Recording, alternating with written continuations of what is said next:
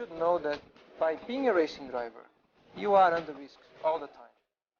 By being a racing driver means you are racing with other people.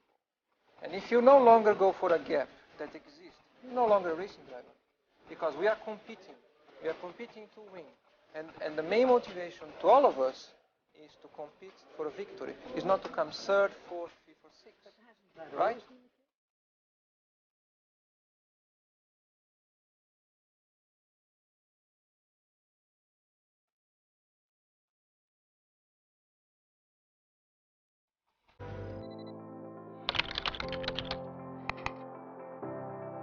iRacing.com is a sim racing game that combines a true-to-life racing experience with an online community of virtual racers from all over the globe.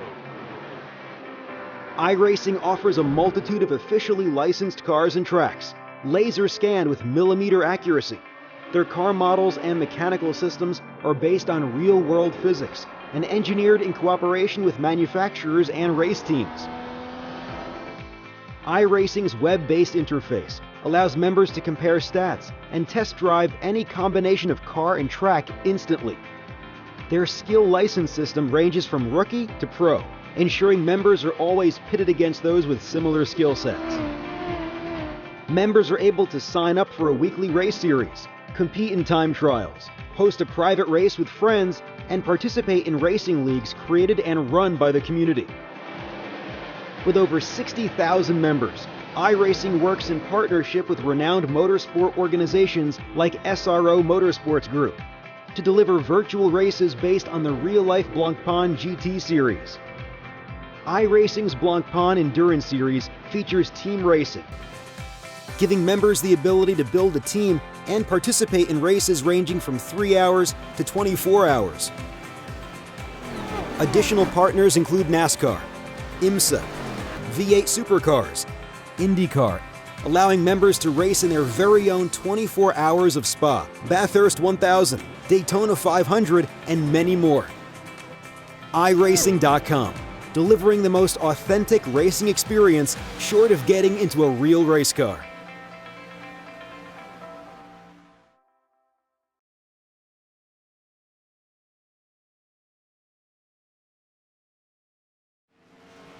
All right, welcome out to the Racing Freaks Xfinity series at Watkins, Glen. How you doing tonight, Paul? Yeah, doing pretty good, man. Getting ready for this race here. Looks like they have more cars come in. I know they actually had a pretty small field for these guys. It looks like they got 12 guys on the field now. 2 guys haven't taken time yet, so they're probably just going to start in the rear more than likely, or just get out, maybe run a qualified lap and then start in the rear. It looks like we got some top 3s are in the 111s, and then 4 on out is in the 12s to 14s. Up top 4 in the 11s now. All right. Do you have the point standings up by chance? Yeah, really wasn't any changes. You have Zachary Hall still holding on to first place. We got Robert Moyer holding on to second place. He's 47 points behind. Third place, you got Brandon Mullen.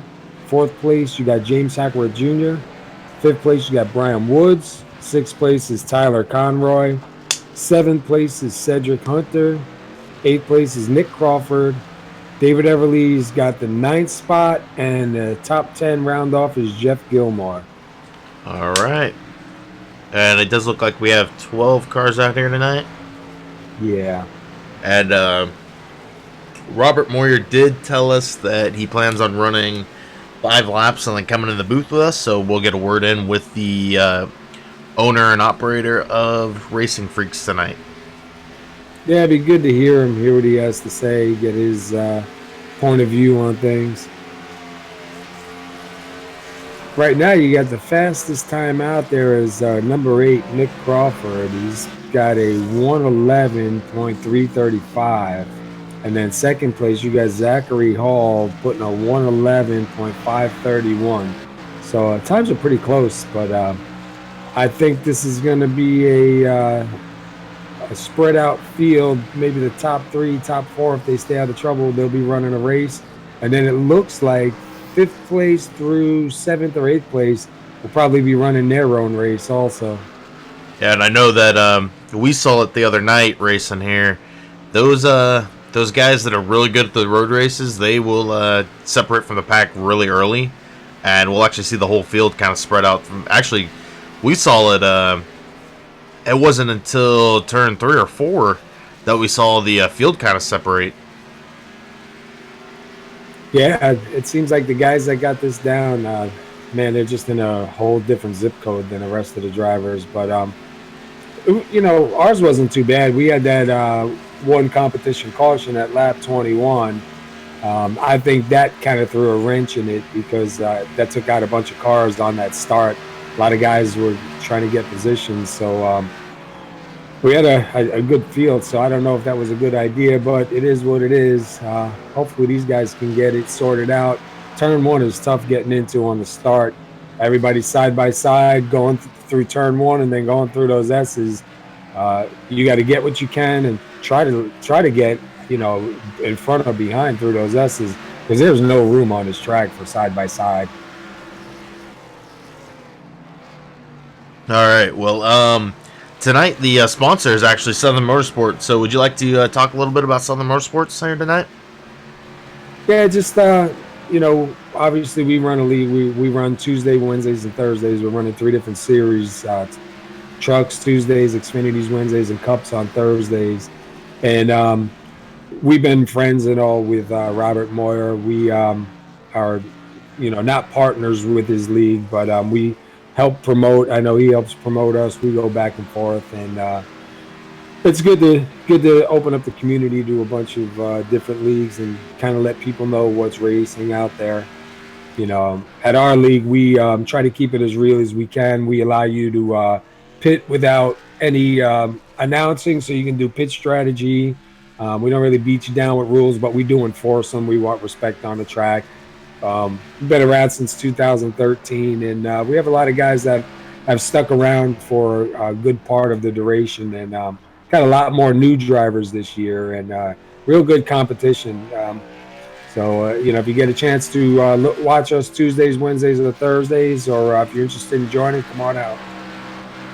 All right.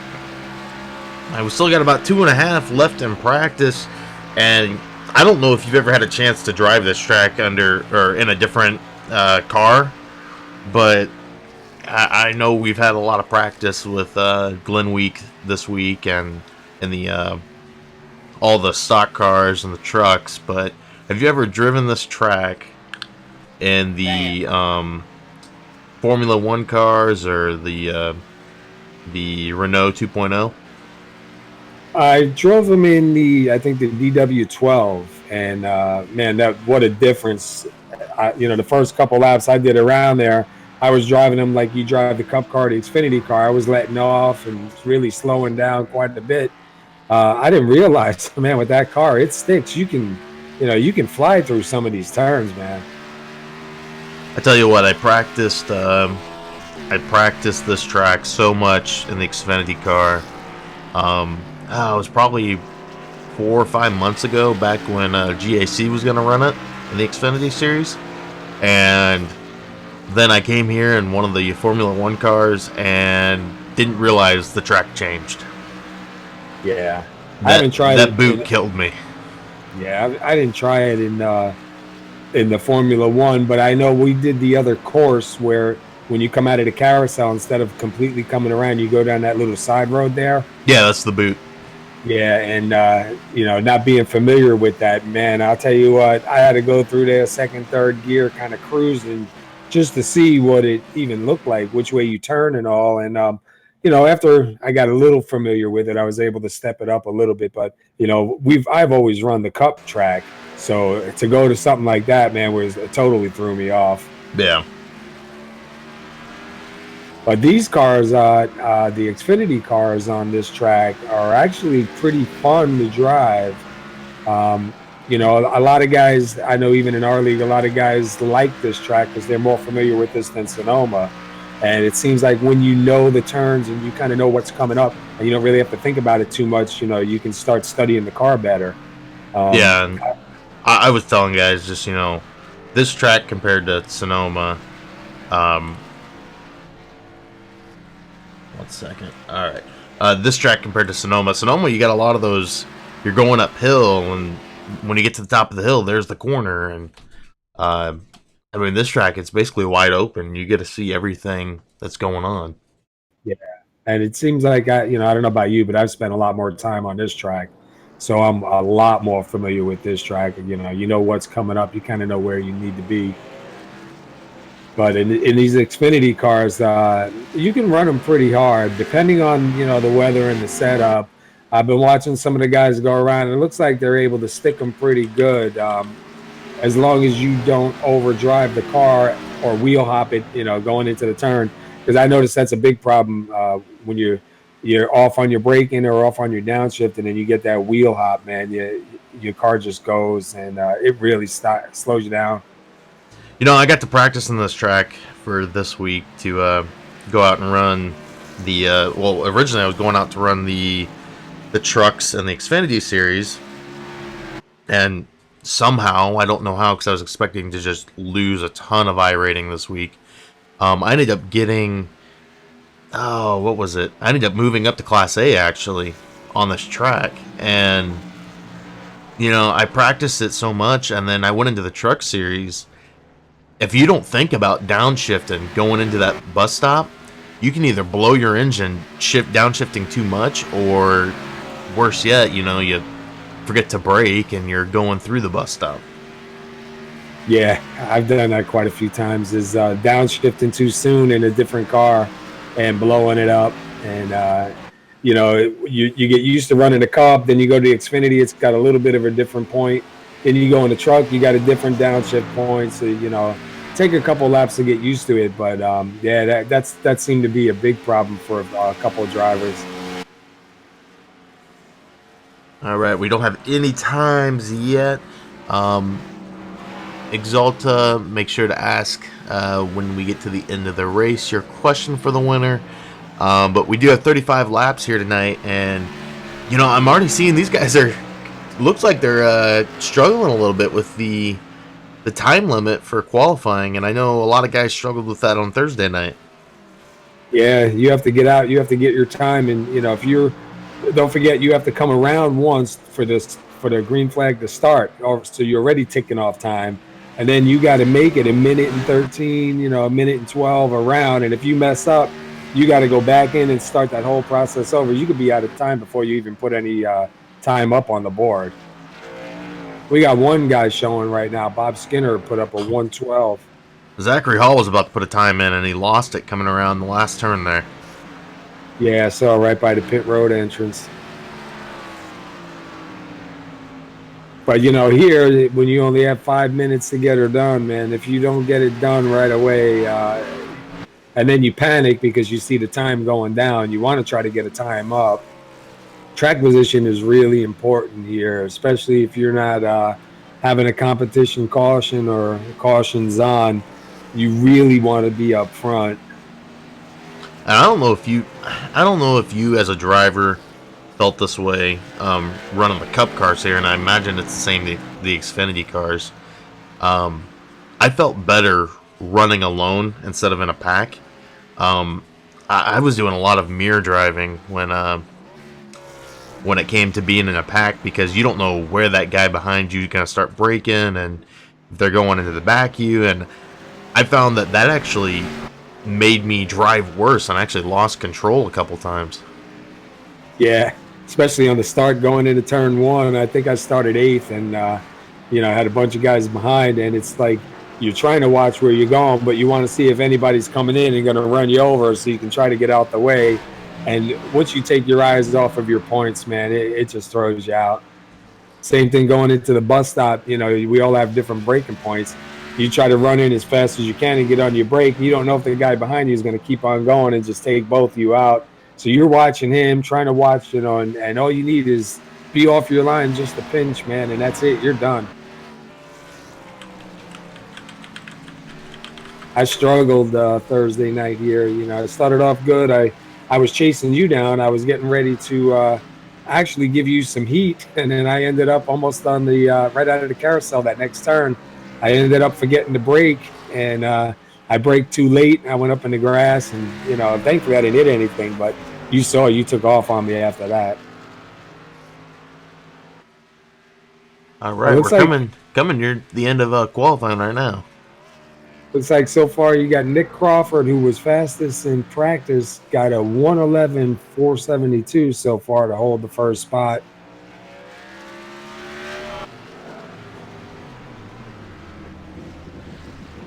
All right, and they're gonna let the last couple guys finish up their laps.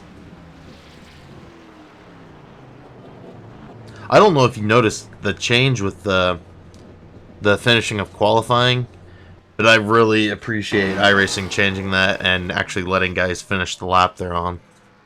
Yeah, they used to just cut you off. I noticed they added like an extra minute or so on there. Well, they actually, I think what they do is that I don't know if it's the fastest lap time or average lap time, but I noticed when we the checker came out for qualify Thursday night, it gave us an extra minute and 12 seconds to get around the track. Yeah. As long as you're out, you can continue your run, but if you're in the pits, you lose that that check button to get back on the track.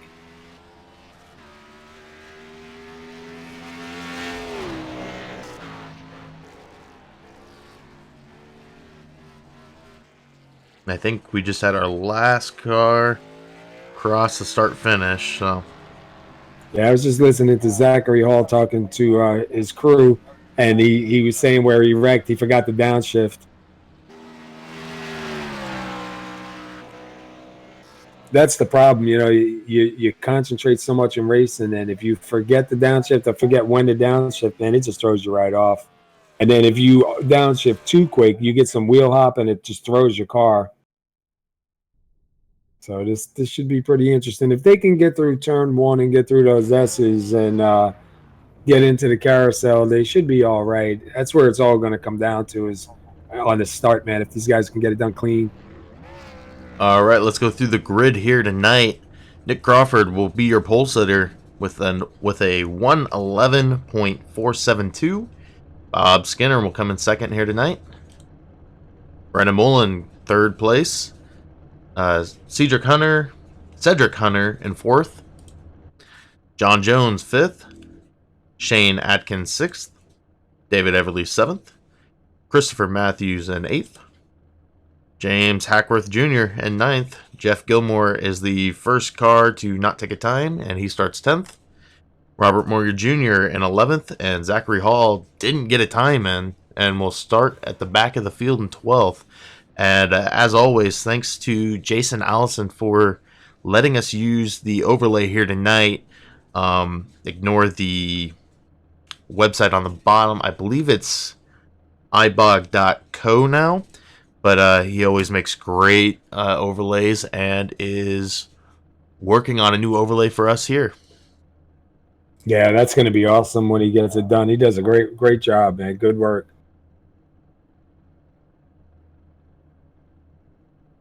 All right, we're getting ready to start the pace lap. They do have to go around one whole lap under, I guess, under yellow, but it's a pace lap. So I tell you what, turn one's going to be interesting. Yeah, that's the hardest spot. Like I say, because you're side by side. This track, you don't have a whole lot of room. Getting through turn one because you got a whole bunch of guys racing in hard, different brake positions, and then you got to fight it out to the S turns and try to get that sorted out. If they can get through the S turns without any big incidents, then it should kind of fan out a little bit. But that's always where the action is on these starts and restarts. You know, I kind of have a love-hate relationship with road courses and the local cautions.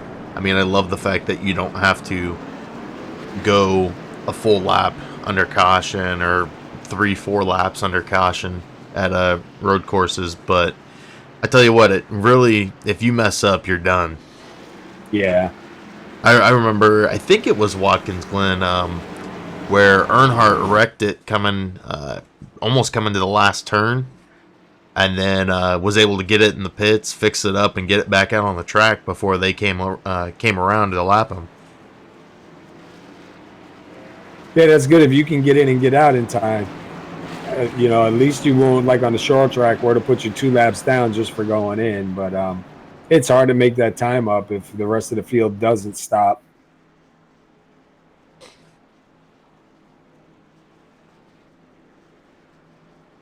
Definitely makes every part of this track that much more important, though.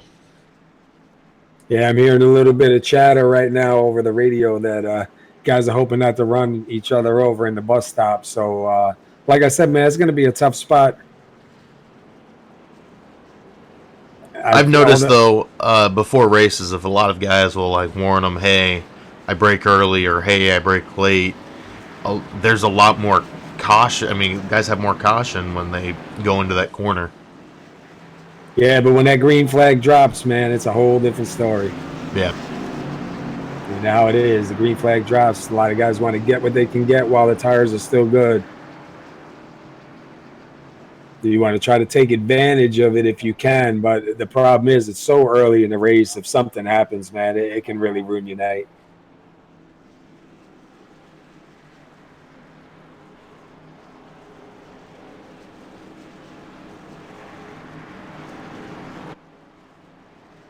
They're getting closer.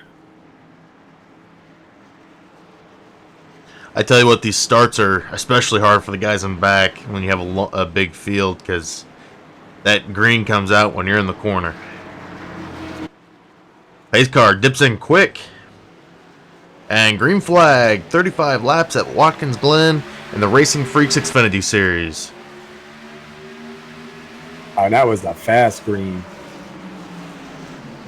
So far, so good. A little 3-wide action going into turn 1. One car goes off.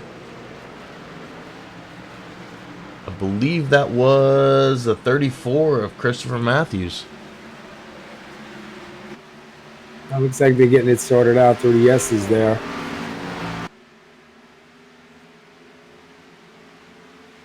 Let's see how bus stop goes now.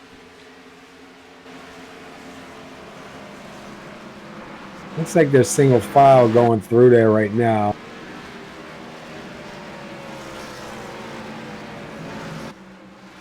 But they did a good job getting that done, man. If you can get past there, that's the hardest part.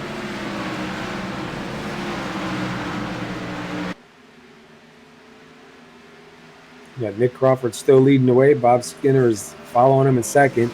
And they have a little bit of distance on third place, Brandon Mullen.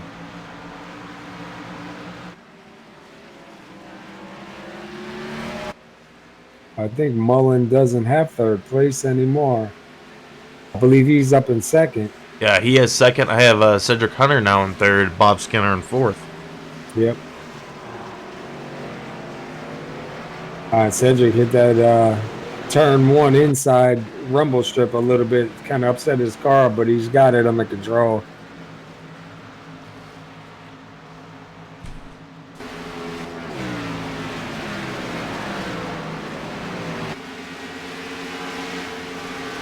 You know, these guys are going to have some close racing to start here, but as the run goes on, you'll start to see guys separate, the guys that are experienced with these road courses, and of course I lose the track now. Yeah, I think I think you'll see a couple different packs of driving. You'll see the guys that were putting up the 111s during practice. I think there's 4 of them. They'll probably be up towards the front, and then there'll be some racing mid-pack on.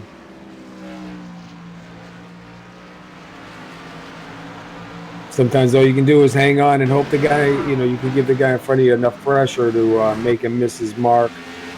Yeah, exactly. Now we got one car dipping into the pits. I don't think that was planned. 61 of David Everly. We can go back and see if he just got loose and went in.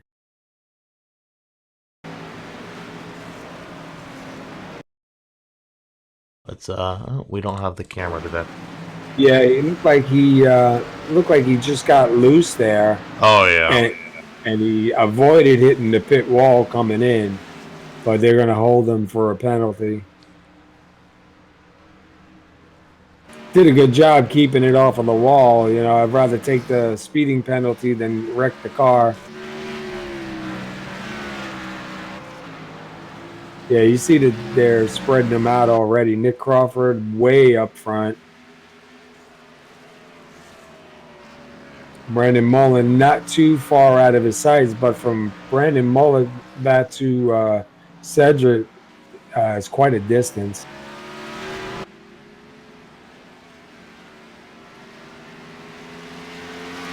But then from Cedric back, looks like John Jones is right in his sight. Bob Skinner, Jeff Gilmore. So we got some guys sticking it together. Got another car off the track a little bit there. Look like the 82, Bob Skinner. We'll go ahead and watch this little 3-pack going on. And we got Zachary Hall back here with these guys. He's looking to make the move going to that bus stop.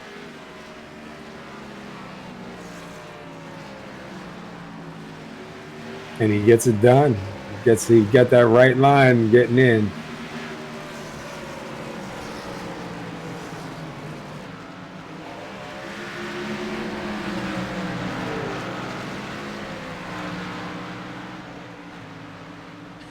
I tell you what, that separation out front, it just keeps growing. 1.4, 1.3 now. Nick Crawford ahead of Brandon Mullen.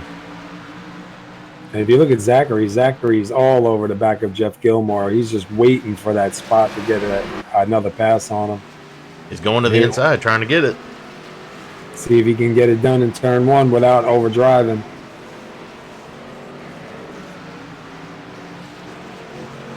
Boy, he's just got that car down at the bottom, sticking good.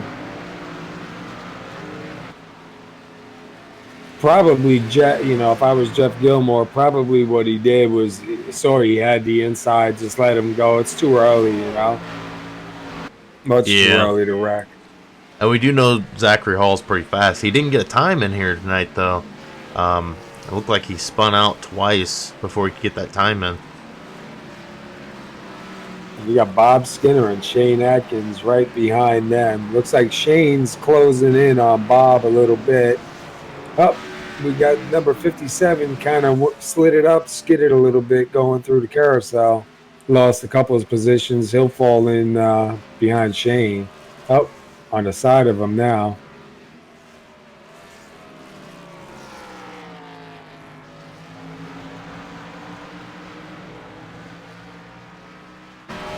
Looked like he was going to get in front of Shane, but Shane closed that door pretty quick. You know what's going to make this whole race interesting is I believe these guys need to take one pit stop. The question is, when do you take that pit stop? Right, they're only running a 60% fuel, so what's that? That'll give them probably I think it's 20, 25. Yeah, I was thinking between 25 and 28 maybe.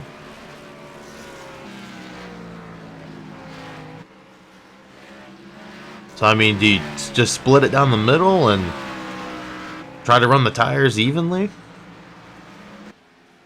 It depends how hard you drive the car. If your tires start dropping off too soon, obviously you're going to want to come in a little bit quicker.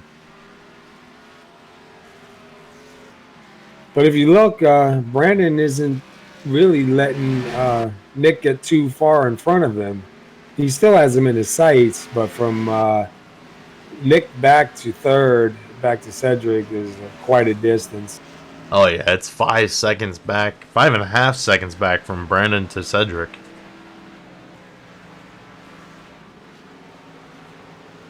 And David Everly did get back on the track. He is sitting in 10th right now. And we had one car not take to the track, Robert Moyer. I know he said he was going to jump in the booth with us later on tonight, so we'll see when we see him in the booth. And now let's just see if you can hang on to your car and keep your concentration, don't make any mistakes, and keep it going till the end. Do we have any word what happened to the 34 out there? Christopher Matthews is almost a minute behind David Everly. Or, excuse me, he's 4.9 seconds behind David Everly, but he dropped behind David. Yeah, he went into the pits on lap 4. I'm just trying to see if he went in on his own or if he, what caused him to go into the pits. I didn't see. Well, he's got some left side damage on the car. See if we can see some of that damage. You said left side? All right, yeah. What happened was he was coming out of the S turns. He hit the inside with the right and went up into the outer wall with the left side of the car and caused himself a bunch of left side damage. And then he went into the pits, and that was we had another spinner heading for lap 5. I think that's David Everly spinning it and put it in the wall now. He about took out the leader. Oh, man. Did he catch him? Let's take a look back at what happened to David there.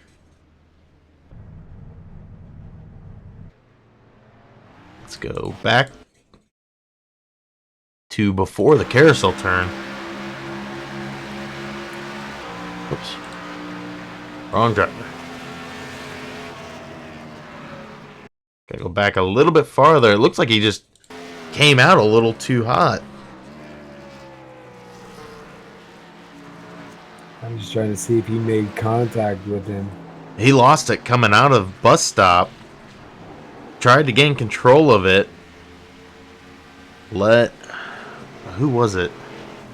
We were following Christopher Matthews, and he goes by, and then he starts to go around the carousel turn a little bit and loses control of it once again and almost goes into Nick Crawford. That was really close. He almost got him, too, in the right side quarter. Let's see what Nick Crawford saw. We'll go inside his car.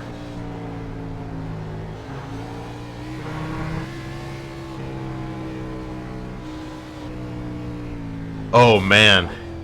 He turned it sharp left, and he did hit that wall, so...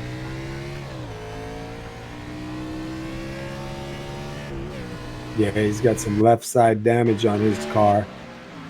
If you look now back at Cedric Hunter, John Jones is getting pulling him in now. John Jones. Do we know what happened to who was battling with Nick Crawford there for a while? Brandon Mullen. What happened to Brandon Mullen? Did he pit?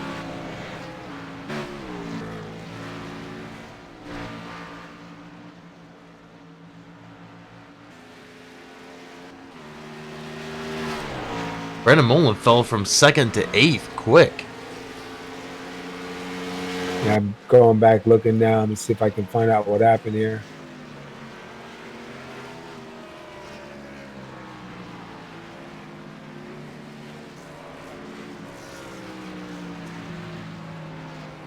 Because, even though Nick Crawford got involved a little bit on that David Everly accident, he's now got a 5-second cushion between him and second. Got a little loose there, but he's got 5 seconds between him and second place right now. Yeah, Brandon Mullen, the last lap by before all that, right before the last turn, he came into that turn a little bit too hot, went up into the grass. Oh. So that's where he lost all that time in those positions from.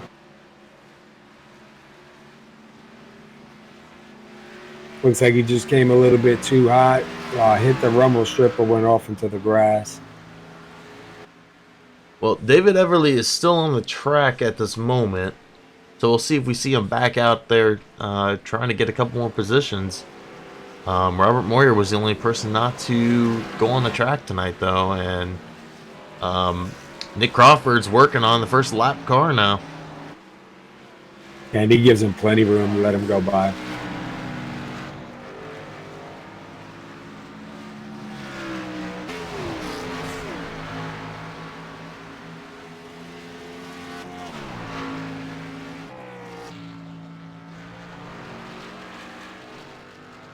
John Jones must have slipped a little bit because the time from him to second place spread out. He was reeling him in there for a little bit. Yeah, he's now got a almost 3-second gap between him and Cedric. I remember all these guys still have to pit.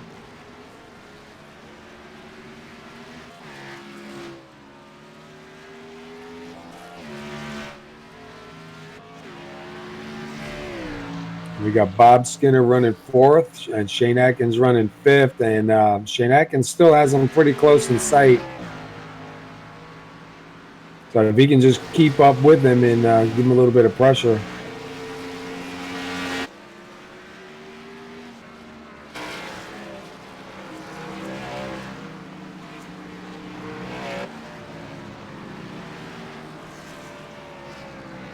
Yeah, I know from experience, you know, if you could see that car behind you, you're watching that that interval, seeing if they're catching you or not every time. It looks like he caught him through. He catches him through the bus stop and through the carousel. But then I think these next 2 turns that come up, I think Bob Skinner's got a little bit more on him because that's kind of where he picks his, the spread back out again. Yeah. But if he's mirror driving, this is what you want. You want him to mirror drive and miss that mark.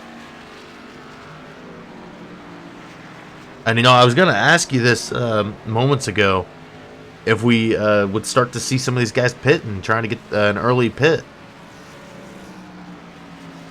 Yeah, lap 13. That's kind of early, but I guess maybe his tires were going to weigh on him more than he wanted. I also know they have the one fast repair, so this is the time if you want to get your damage fixed, especially if you think you have damage that's making your car not handle well. But see now, if you go back to Bob Skinner coming through those S turns and coming into the bus stop, he pulls away on him. I think that's just the nature of being the car behind. You don't know where that guy's braking. You got to be a little bit more cautious.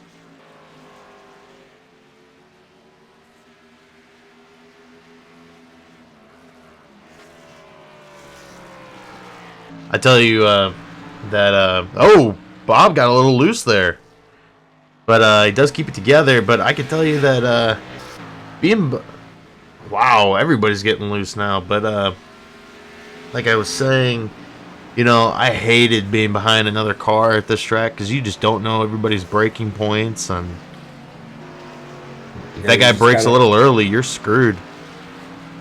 You just got to kind of watch and be ready. There's some guys you can run behind and you'll learn their braking points and they'll stay with it. But then you get a couple of guys that want to try to change it up when you're back there to get you all off, and I always try to set myself up if they want to try to brake check me. I got room on either side that I won't slam into them, but it does throw you off.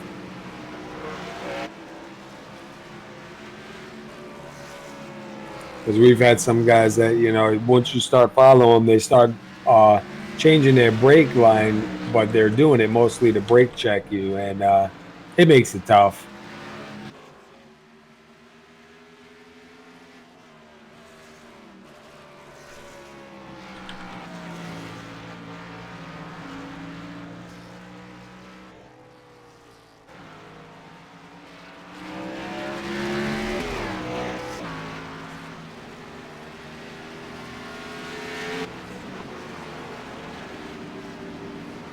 Alright, when do we start seeing more pit stops?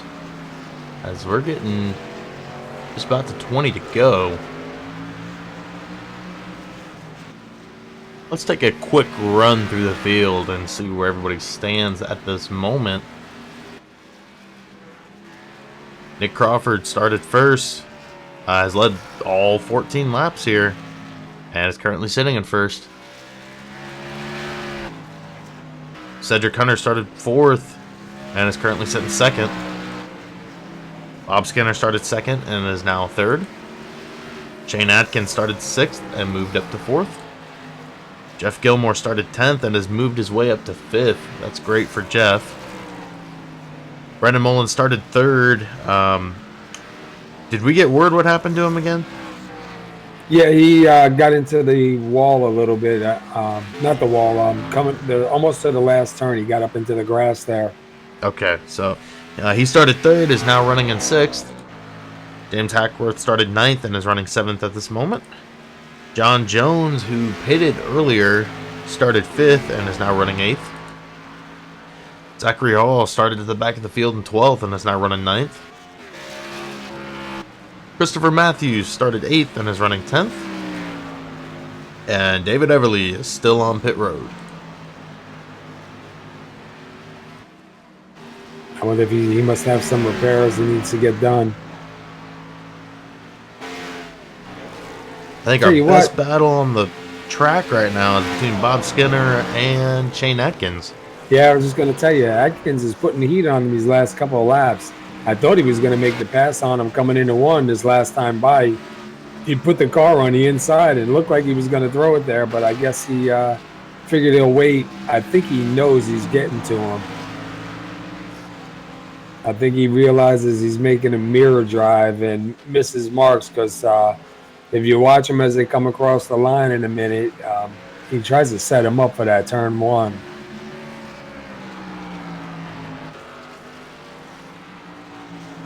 Here, you cannot take your eyes off of in front of you. And they're both coming to pit road. Looked like Bob Skinner decided, and then Shane decided to go in about the same time. Yeah, Jeff Gilmore will now be in 3rd. Over. Looked like he was going to run him over there, you know? Yeah, it did. We're going to do a 2 or 4. I think you'd have to go 4 here.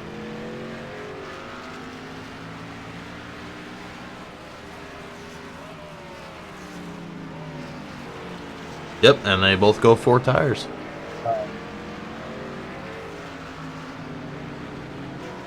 Now we're seeing John Jones' early pit stop pay off. He's back in 5th already.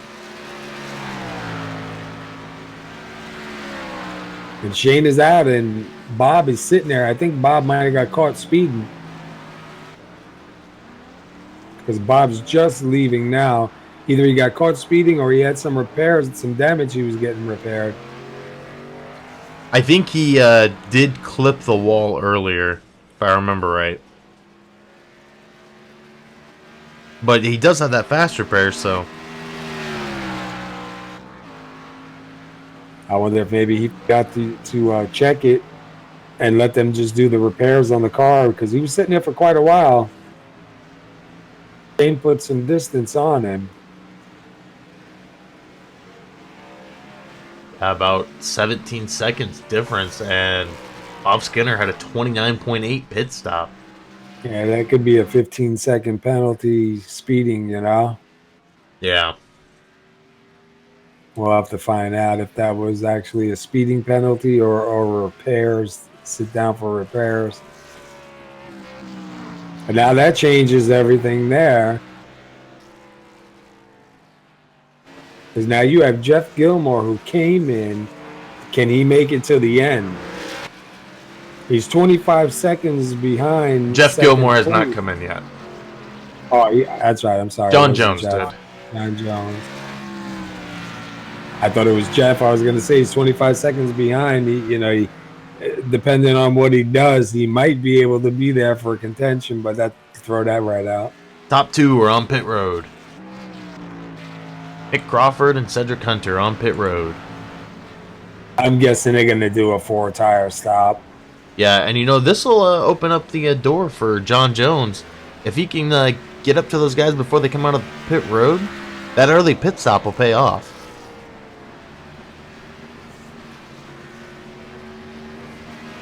Crawford is out. And Cedric is out. I think he's right behind him. They actually have John Jones ahead of Nick Crawford at this moment. or behind Nick Crawford. Yeah, he just went by as Cedric was coming out. Cedric's behind him. The only advantage Cedric will have right now is he has fresher tires. So being that close, couple laps, he may be able to get that position back. We'll see as the run goes on, because I don't think that 7 laps here might make a difference. It's not even 7 laps. I think it's 5 lap difference. But now the thing is, will Jeff be mirror driving? Jeff's still got a pit, so I think Jeff's just going to do his thing and drive out here. It looks like he's coming into pits now. So Jeff Gilmore will take it into the pits. And that'll give the lead back up to Nick Crawford. And John Jones will sit in second.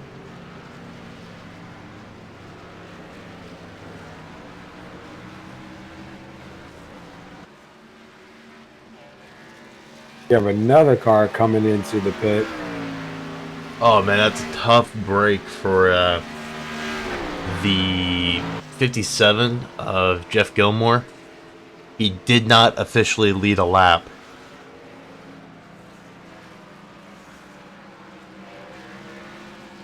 Remember, he stayed out when Nick Crawford went in, but Nick Crawford crossed the line. And then when Jeff dipped into pit road, Nick Crawford got ahead of him before they crossed the start-finish. If you look, Cedric's starting to reel in John Jones. Those fresher tires are working for his advantage.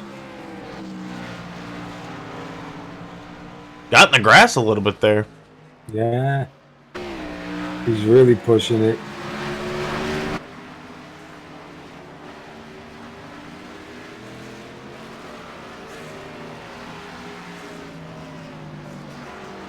If he does it right, he should run behind him for another lap or two and just keep let him know he's there, get him to miss his mark, and that door will open up.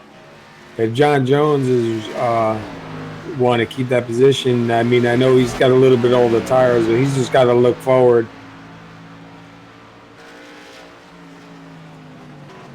And Cedric's going to go to the inside and try to make the pass now. And it does look like John Jones is going to give that up going into bus stop. That's probably a smart move right there. You know he has fresher tires than you. There's no sense in taking both of you out.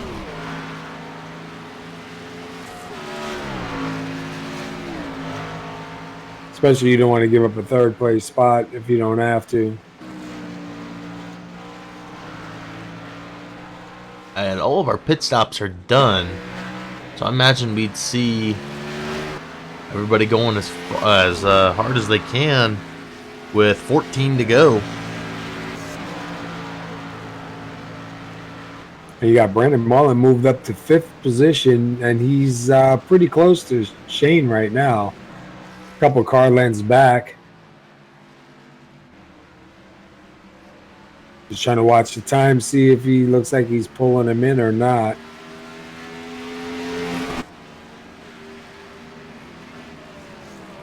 Come out of here with a 3rd place finish is almost as good as a win.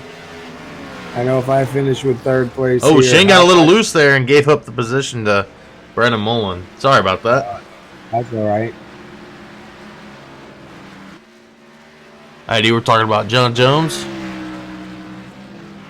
I was just saying, you know, if you come out of here with a 3rd place finish, for me especially, I'd take that as a win at a track like this. So, you know, when Cedric was chasing down John, instead of fighting him, you know he's got fresher tires. Just let him go. Hang on to that 3rd spot. Try to hold on to that for the end. You know, that's just as good as a win. Yeah. In my books, anyway.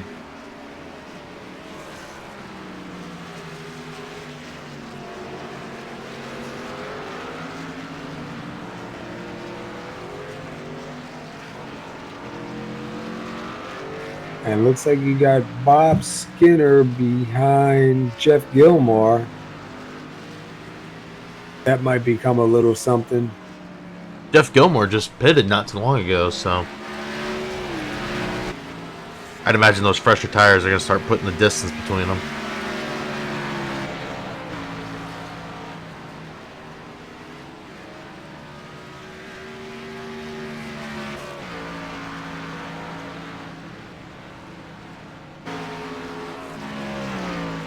And as laps start to tick off, do you think we'll see some of these guys up front try to take a little bit more chances trying to catch Nick Crawford? Oh, definitely. If you're in second place, you're really going to try to push it at least to get back to him. Nick can pretty much take it easy and just keep an eye on his time and see, if they start gaining on him, he can start pushing it again. But he can just concentrate and keep on going. And, I don't know if you're seeing this also, but Brennan Mullen is slowly just working away that time that John Jones has over him. Yeah. He's still got quite a distance to him. Yeah, but I mean, it's going down pretty steadily. 18.7 now behind. And who is that coming out of the pits? 23 of James Hackworth.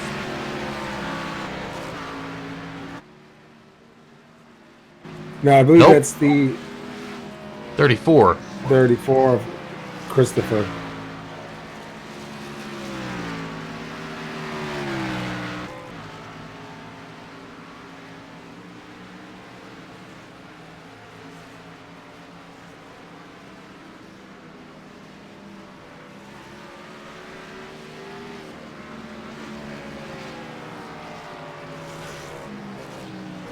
Just trying to look from Cedric's car to see how far ahead the leader is in his view. Let's go ahead and look inside his car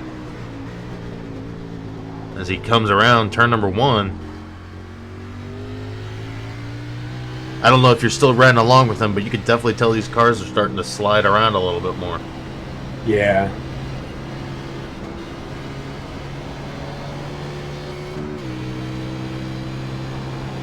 That last time by, he had a 113, so they're off definitely by a little bit over a second and a half. And you can hear him really sliding it through that bus stop there.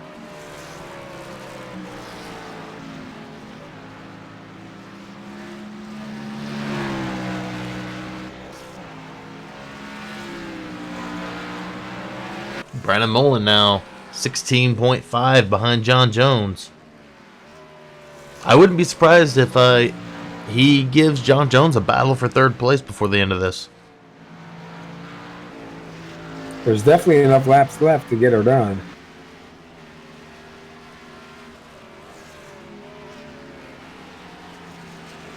And we've seen Nick Crawford lead all 25 laps here tonight.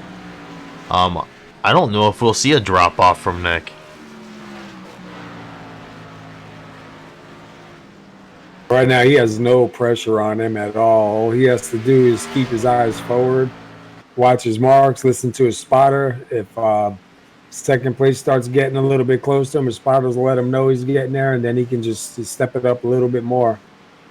But he's got a good opportunity right now to keep his equipment fresh, keep his tires cooled off. He doesn't really have to put any pressure on that car right now as far as holding that position.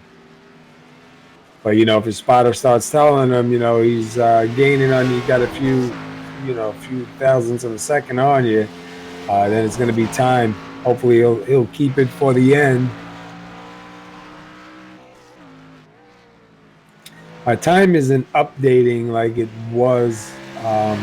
It's not doing a live update, so I have to wait till every time they pass the line just to see if he's second place is gaining. I have second place at 4.2 right now. But I'm going to go back and look at Brennan Mullen, as he's now down to 12.5 and dropping behind John Jones, who's now 16 seconds back. John Jones actually came into the pits.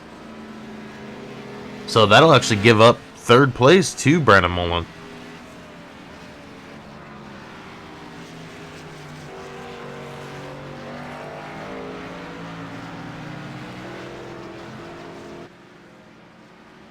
And I did race earlier in the week with Brandon Mullen. I don't know if you saw the little, I guess, Facebook post about it, but this guy started in 14th in a B fixed race in the Xfinity series. He managed to get up in 4th place. He was up there with the leaders at the end of the race, and that was a 20-lap shootout, so I wouldn't be surprised if he tries to make a move to try to catch up to second. I don't know if he will be able to 21 seconds back, but he's definitely got the ability to make up a lot of time. Yeah, it looks like he's not too far off of 3rd place. Oh wait, no, I'm sorry. It's still showing John in 3rd place. I have him 20.9 behind second. Yeah, I'm waiting for mine to update. I just seen last lap Shane Atkins brush the wall a little bit.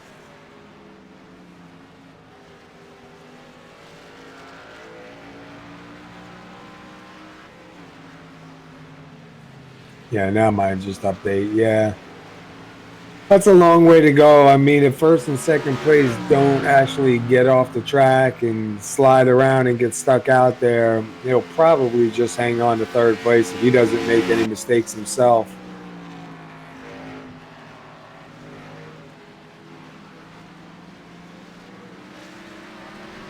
You know, you look this many laps in of nonstop racing, you know, you start getting a little bit anxious. You want to get your spot, you want to get it done, and sometimes you break that concentration, and that's it. Throw you off your mark. So I say it ain't over till it's over. And I don't know if we're going to see a little bit of late race push by Cedric Hunter, but he managed to close the gap a little bit on Nick Crawford.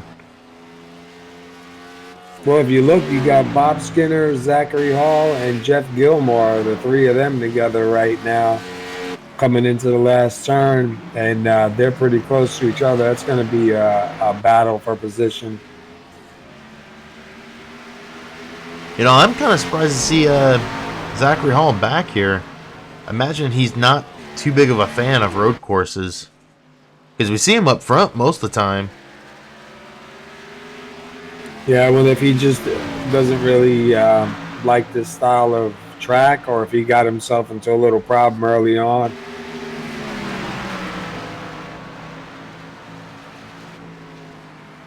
I know a lot of guys don't like to race when the road courses come on because, you know, they're not great big fans of them, so they'd rather just miss a race. Yeah. When 82 got in that bus stop a little bit wrong and ended up losing a spot into the grass. He didn't hit anything, got back out okay, but he will give up that spot to Zachary. You can see his entrance was just a little bit off, and that kind of hurt his exit there.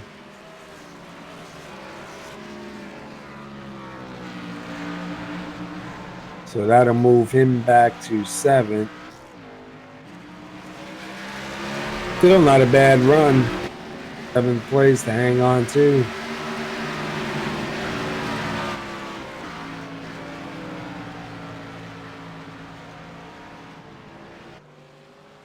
You know, Zachary has in mind, there's 5th place in front of me. I want it. Yeah. And I don't know if you saw that coming out of turn 1. Bob Skinner came in a little hot again and went off track a little bit. Yeah, he went pretty wide. I'm watching right now Zachary Hall. Jeff. Yeah, I'm watching him with Jeff. He was all over his bumper through the S-turns. I think Zachary wants to pull out at least the top 5 here, so I think he's going to really put the pressure on in these next couple laps.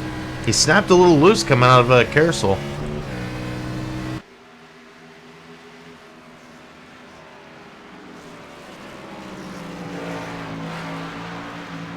And I don't know if you've noticed this more since the last iRacing update, but just watching inside of Zachary Hall's car there, all the rubber flying up now. Yeah, you can see all the rubber flying up. You can see it hitting the windshield, and you can see a lot of the buildup too around the outsides of the turns. I know they have the rubber set pretty high here. It's 65% usage. So I know that also contributes to it.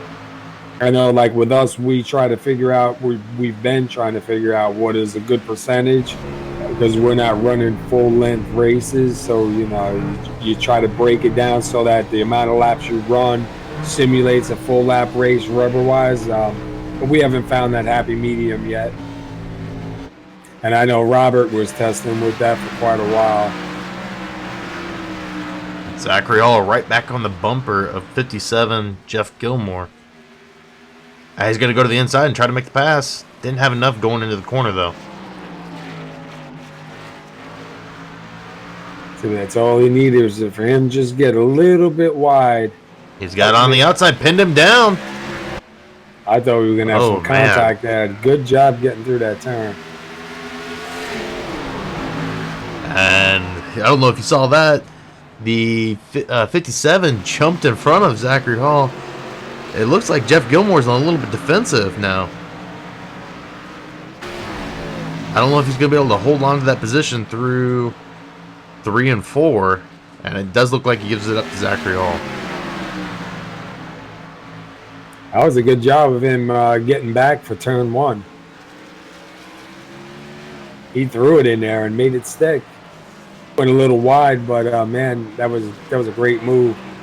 And John Jones is going to pass up Bob Skinner behind them.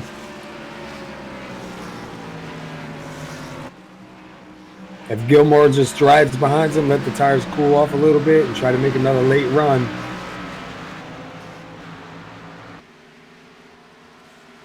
Oh, we got 3 laps to go, so you better hope those tires cool off quick. And meanwhile, you got Nick Crawford out front with a big lead over Cedric. And then Cedric has a big cushion to third place Brandon. So they got no pressure there, really. I mean, if they want to just hang on to the positions they have, they should be fine to make it to the end without too much pressure, you know?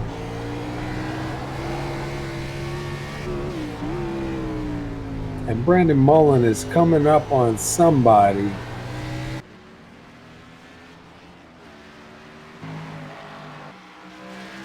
James Hackworth, who is 1 lap down. So I wonder if he'll just let him go on by if he catches him. We're now on 2 to go.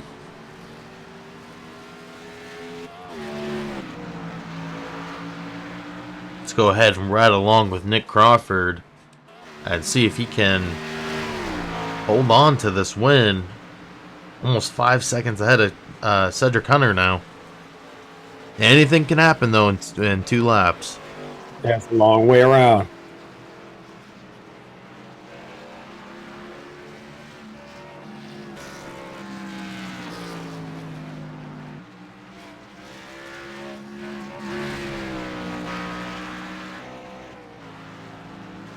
And it does look like Nick Crawford is just being really consistent and driving it as smooth as he can.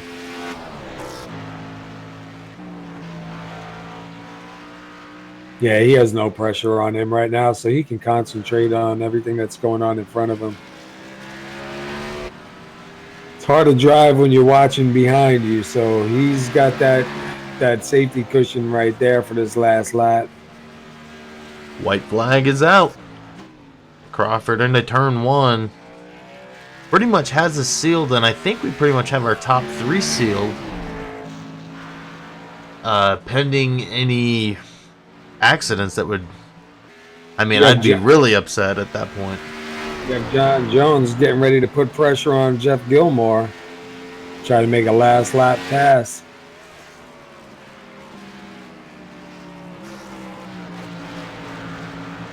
I think he wants that 5th spot. He's pretty close. He might be able to. We have a driver in the grass. I think that was Bob Skinner. Yeah, that was Bob Skinner. And Nick Crawford getting ready to finish up this race here with all 35 laps left. But John Jones tried to sneak it down there in the bottom. He makes Jeff go out wide. He's really chasing him down right now through the S's. And Nick Crawford will bring it down the front stretch for the last time tonight. And does get the win here at Watkins Glen. We will get an interview with him in just one moment as these guys start to finish up their final laps. While they're finishing up, let's go ahead and take a quick break so we can get back and get... What did we miss? John Jones makes the pass on Jeff Gilmore through the carousel. Jeff Gilmore got up a little wide, hit the grass, man. He got a little sideways and saved it, but lost that position for 5th place. And we will take a look at this really quick. Oh, yeah, coming out of the exit, hit the grass, and John Jones just had enough to pass him up there.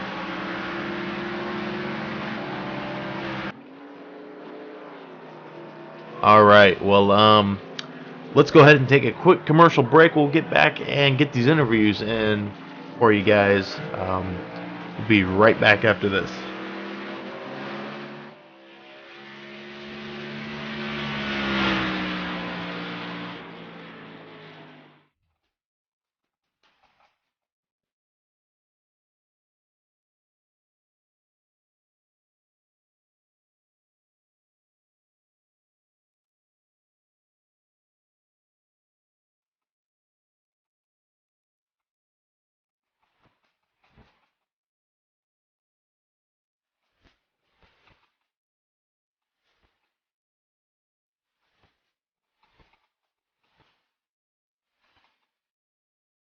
You should know that by being a racing driver, you are under risk all the time. By being a racing driver means you are racing with other people. And if you no longer go for a gap that exists, you're no longer a racing driver. Because we are competing. We are competing to win. And the main motivation to all of us is to compete for a victory. It's not to come 3rd, 4th, 5th, or 6th. Right?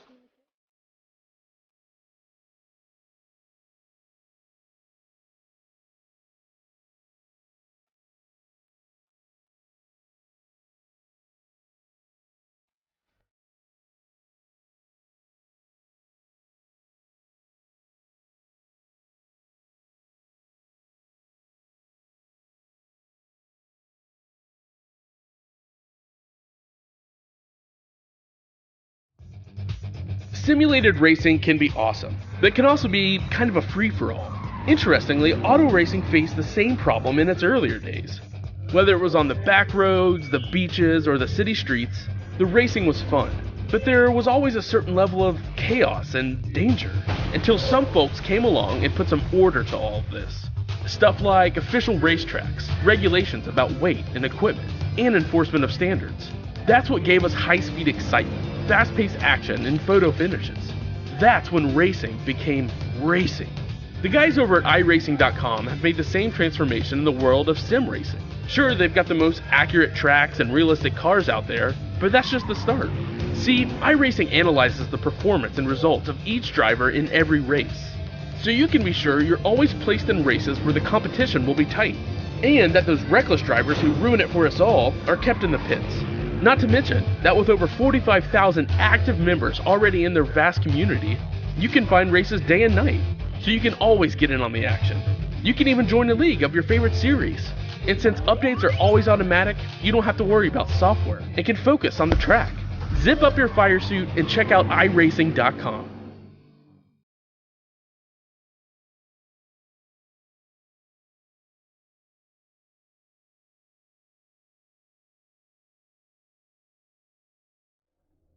Hey, Cedric Hunter, you got a copy?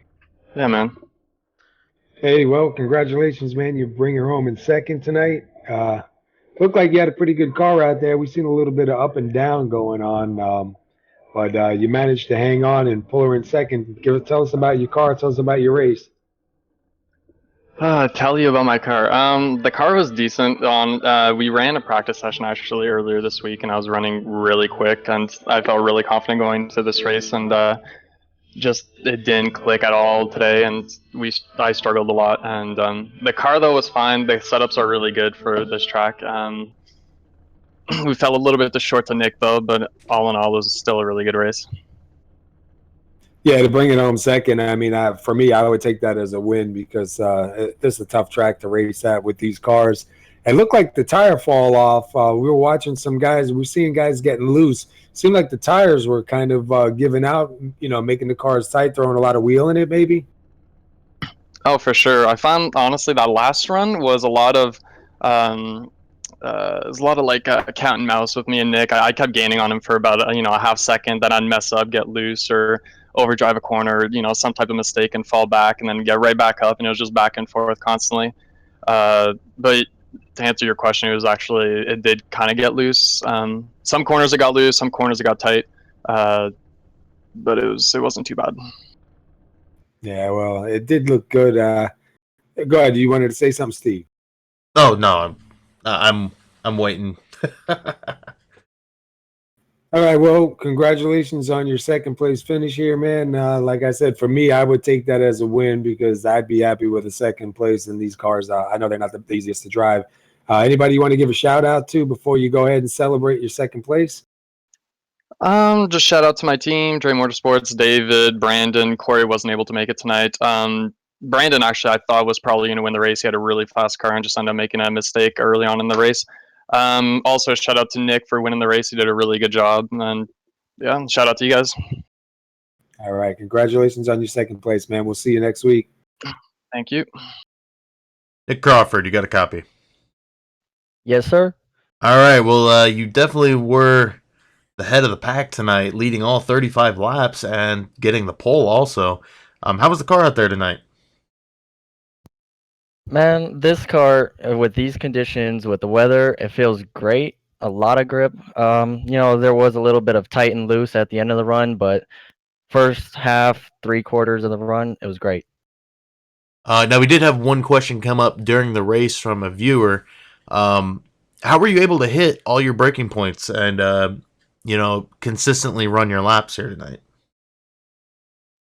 Well, braking points are obviously you just have to look for them. It's a hard thing for me to do, but mainly practicing this whole week. Every time they put up a server, I'd go in and I'd spot the braking points, and then whether it be the number panels or a tree on the side of the road, and then using the downshifting to slow the car down more than the brakes themselves.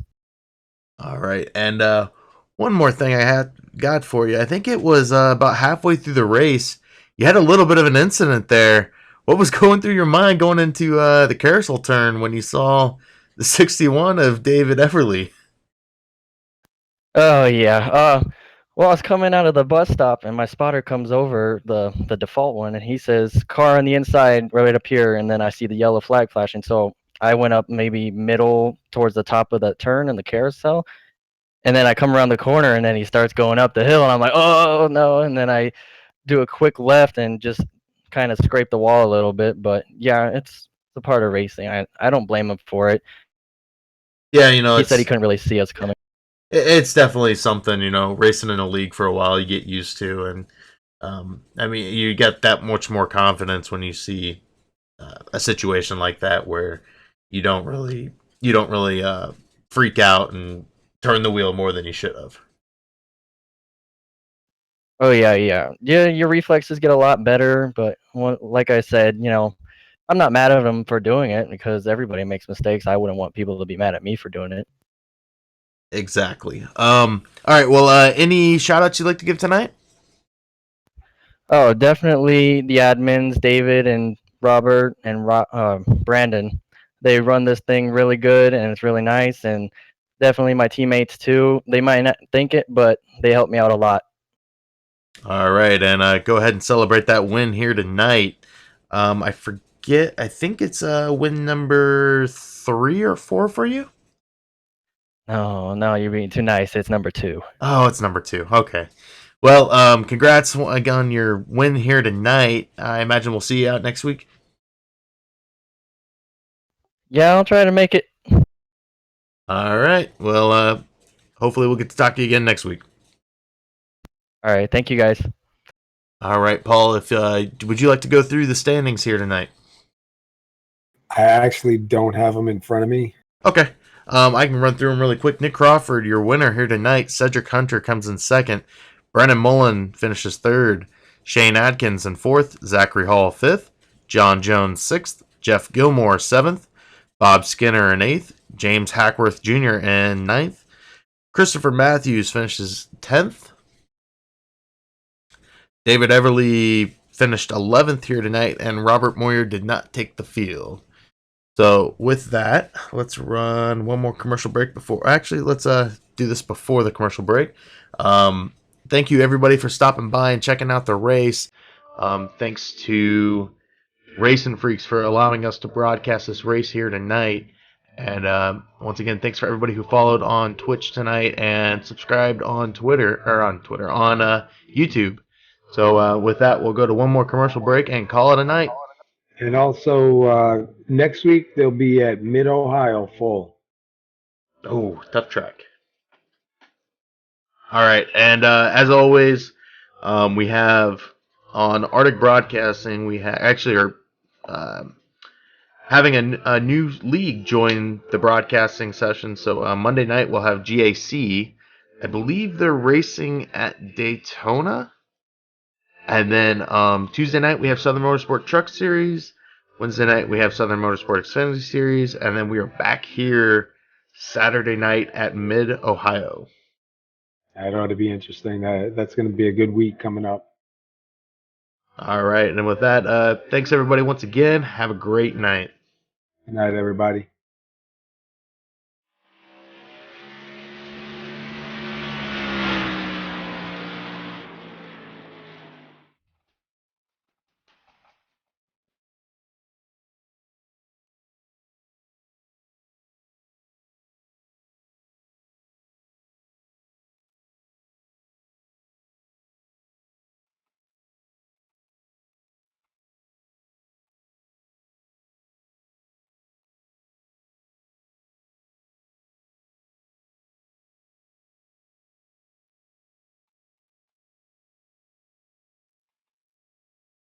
You should know that by being a racing driver, you are under risk all the time. By being a racing driver means you are racing with other people. And if you no longer go for a gap that exists, you're no longer a racing driver. Because we are competing. We are competing to win. And the main motivation to all of us is to compete for a victory. Is not to come third, fourth, fifth, or sixth. Right?